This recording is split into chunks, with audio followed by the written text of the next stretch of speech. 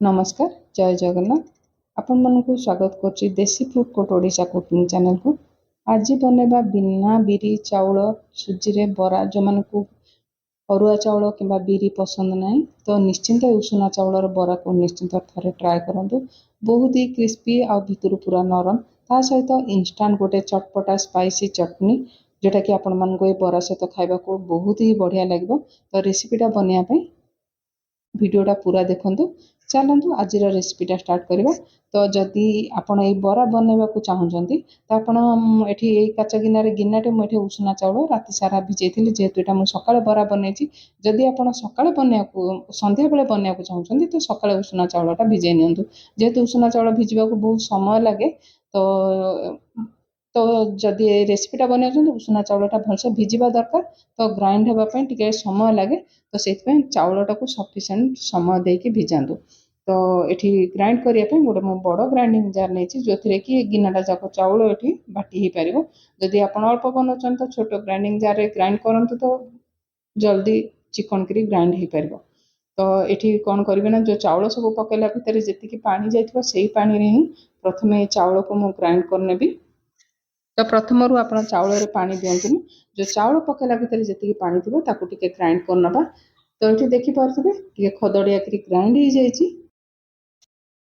जेहेतु आम पानी देने तो देखिपे बहलिया होकर ग्राइंड हो जाए।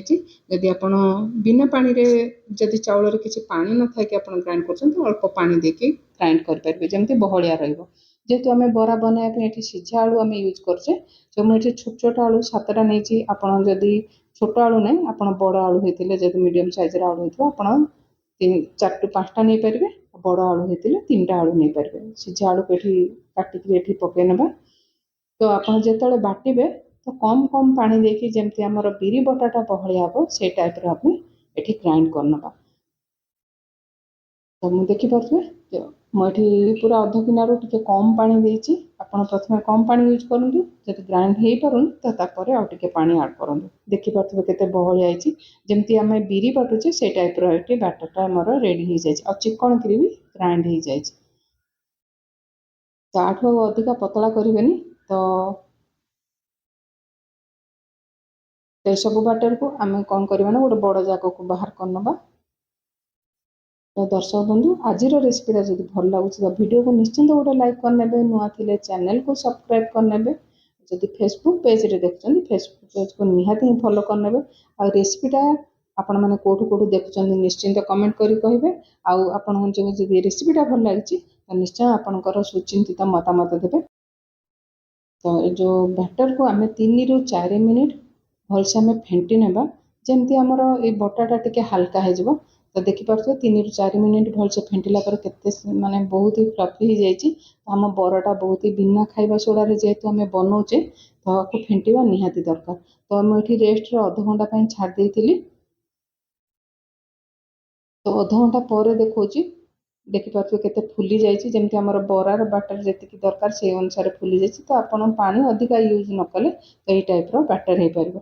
जदि आप चाहूँगी जे आप बरा बनैबेनी तो यहाँ को पिठा टाइप रखी आप बनैकी खाईपर। ये गोटे चमच जीरा देती आउ कटा अदा देती भुसुंगा पत्र देती आप चाहिए धनिया पत्र भी दे पारे आउ जी राग खाइबे से अनुसार कंचा लंका को छोट छोट काटिकी पकई पारे।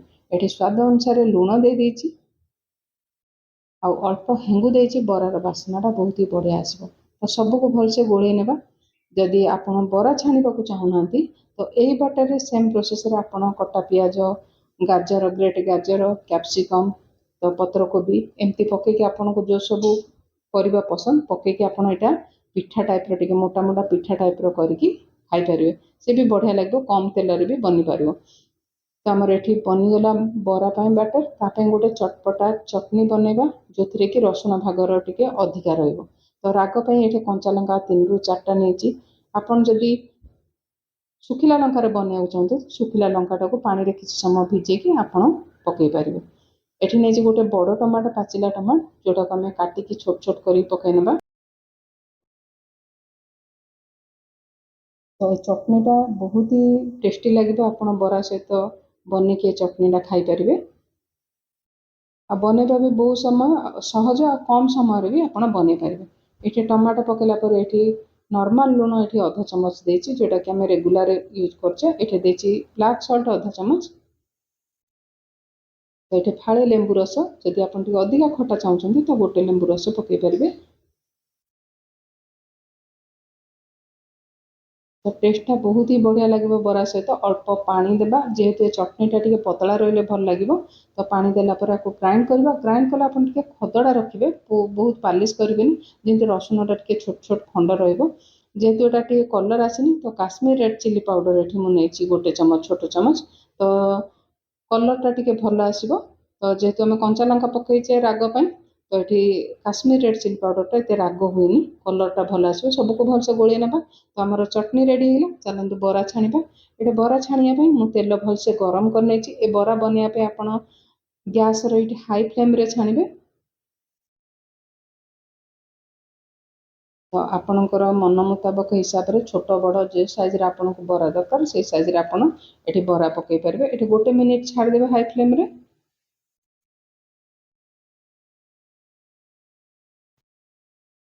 तो एपट सेपट कर उल्टे नेबा भी आपन देखिले भी कहि परिबेनी एटा बिना बिरी रे आपन एटा बरा बनैचंती। तो जमा लो फ्लेम रे बरा छाणिबेनी, तेल अधिका पीजिबो आ बरा भी आपनकर भल हबनी। तो गोटे थर बनवाई 3 ରୁ 4 मिनिट समय लगे भलसे गोल्डन कलर आसला जाके बरा को आम छाणी नेबा।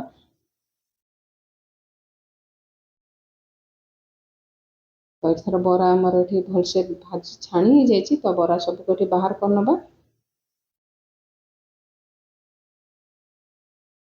तो आपड़ जिते भी इच्छा हे बिना बिरी रे जदि बरा बनवा चाहते तो रेसिपीटा निश्चिंत ट्राए करेंगे। जिते आप बरा सर्व करेंगे तो ऊपर टे ब्लैक सल्ट आपड़ टे छींची ने तो खाइबार टेस्ट द्विगुणित हो। तो एमती रेसिपी देखापी चैनल को निहाती सब्सक्राइब करूँ। तो पुणी आसबि गोटे नुआ रेसिपी सहित। भल खातु, सुस्थ रुहतु। वीडियोटा पूरा देखिथिबारु आपण मानकु बहुत बहुत धन्यवाद।